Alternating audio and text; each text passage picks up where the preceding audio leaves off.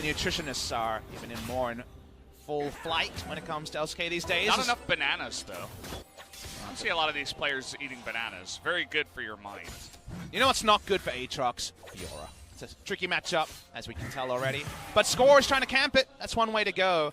A lot of top laners have been investing into Ghost Borrow for moments like she takes your respect and still kind of sticks it to you under the turret. So there really is some timing windows there. Of a ruse that gets Teddy this bot lane, Vladimir. And he's already at his core items now. The two CDR items going to be hitting for that one as Faker has an ultimate. Okay. Going to survive just barely on the backside of that one, but...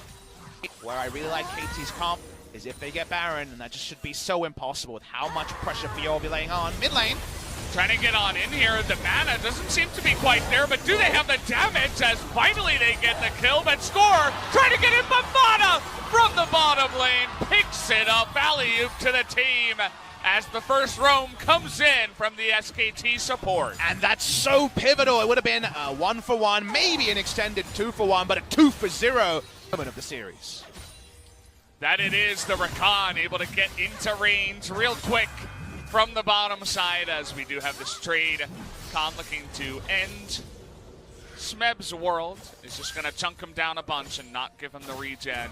Win the trade and continue the domination in the top side. Looking forward to the replay because it's going to be one where we can look at the minimap. We weren't able to look at the minimap. Your eyes are trained on the action in 2v2s like that, but actually the minimap gave us the full spoilers. Khan did got the drop on him. That should get some turret plates, but we're just cashing in. Almost feels like everyone's getting their gold. In moments where I see turret plates crashing in top and bot, I'm remembered when it was double relic versus double relic for a patch and everyone's just walking up to minion waves, hoovering gold. Yeah. I guess that was 8.1 last year when everyone was just cashing in everywhere.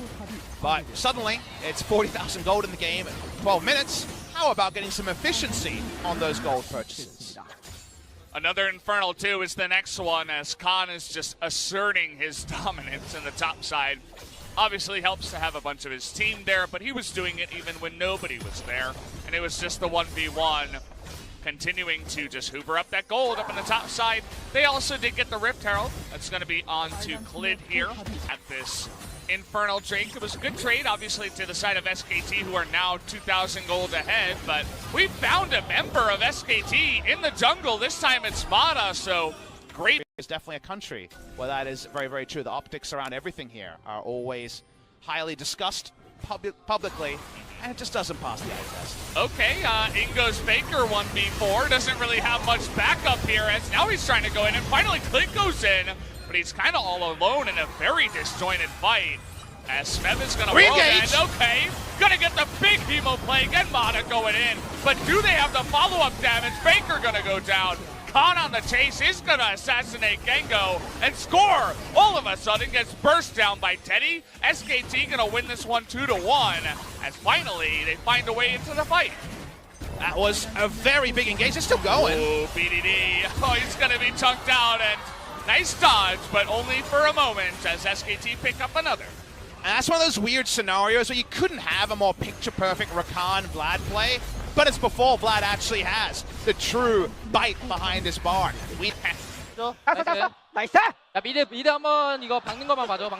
Score is a man trying to make something happen. He's on a mission here. As if they could catch Fiora. He knows something's amiss, but he's still going to get caught out here. Good riposte. He's staying alive for so long, does a bunch of damage, but eventually does go down. Mamata and Clint are here to try to follow up. In goes the Aatrox and Gengo, though, looking to turn one back. They don't seem to have the damage, though, as Gengo is getting extremely low. In goes Mata as well. And SKT going to be able to win this one big time as 3 more kills, able to roll it back. And they should also get the Inferno. So much more forgiving for the 5v5. Everyone can dive. No AD carry has to choose his moment. Making a dive, going back in just to make sure that BDD leaves. Infernal is taken. Triple slow into the knockup. See you later, BDD. You stuck around for too long. Not sure why you wanted to 1v4 on. Into the eyes, fully dilated. That's a lot of damage route. And Rakan has proven that he can get into a fight. Now, you could also chase on Khan. Maybe this is the start of the Baron. Yeah, Khan just taking a bunch of damage. Just gonna flash over the wall, but nice response here. They're going way too deep. Wait, what's happening here? What is going on? Split is going way too far. But guys, Vladimir is still a champion. Can he take them out? Faker able to burst them down as well, but Gengo chipping them away one by one. The question is, does it matter? The answer is Vlad is a champion, as Gengo is not going to be able to do much on the backside. You're very forgiving on this draft, SKT. You got a lot of options, but the trouble bubble hits there, and it seems like the Kai'Sa would have got it as well. SKT don't get routed because... Yeah, Teddy looking down the barrel of a sweet hat as his third item. Has that 1,000 gold bounty, the only person in the game with the bounty as well.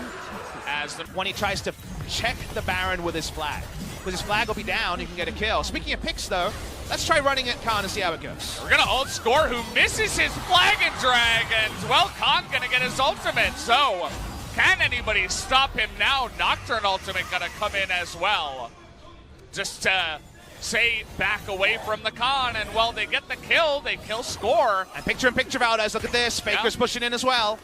We also got the push in the mid lane. Don't even need Baron right now for SKT with how they're playing the map. That was pretty poor from Score. It's so easy to turn around on a jungler if you're Fiora at this item break point. Able to turn it around, gets the kill, and will have the ultimate to do it again before long. Contest all of BD's time and trust that Gengo won't be able to not work as Faker. Speaking of contesting, well, he gets the ult off as BDD is going to ult himself. Not sure why. Going to be put into the sleep chamber as there's a shield coming in. Survives for a lot longer than I was expecting, but Faker caught. Still need to run at Baron. I don't think they can afford to play a pressure game. It's almost time to just take the 50-50 KT. It never gets better. Well, SKT going to beat him to it. Looking for the Jarvan. Saying, let's see what we can see. Maybe we can take him out, but now Paranoia going to be down in front of the Aatrox. She is ungodly powerful. Oh boy, Smeb. Got to be careful clearing out the wards here, buddy. Might have Gengo with him. World's Ender comes in. Khan says, hello, AD carry. Let me try to take you out. Meanwhile, the Baron's going to die. As Score not even able to get in range to try to go for a steal. And SKT, with all that map pressure, are able to pick up the objective. I stick with my original analysis. Should have rolled the dice on the Baron, because now you don't got no Baron. Now you see the Gengo comes in to almost lose his Guardian Angel. And that means SKT comes in with Baron. Best of luck, KT Rolster. Spell shield there onto the Zoe, who is basically non-existent at this point as SKT pushing in for the victory. Teddy wants to make it interesting. Just going to essentially zone them out with that Hemo Plague. SKT not going to overextend after that play. And just wait to slowly push in with the Baron. Won't be that slow, Valdez. Minions are crashing in top. They're pushing all three lanes. Mata trying to catch, get a pick. But here come the minions. Here come the wallets. Good job, KT Rolster.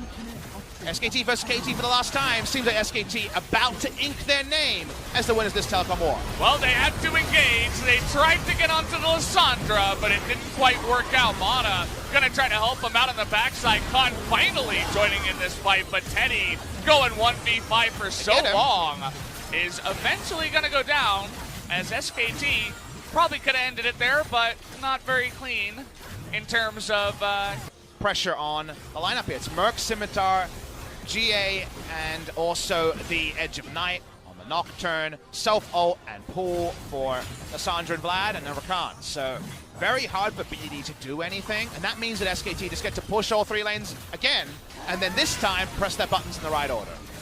They're down on the power play, but we'll see if KT can do anything as Teddy with a huge Hemo Plague does the damage.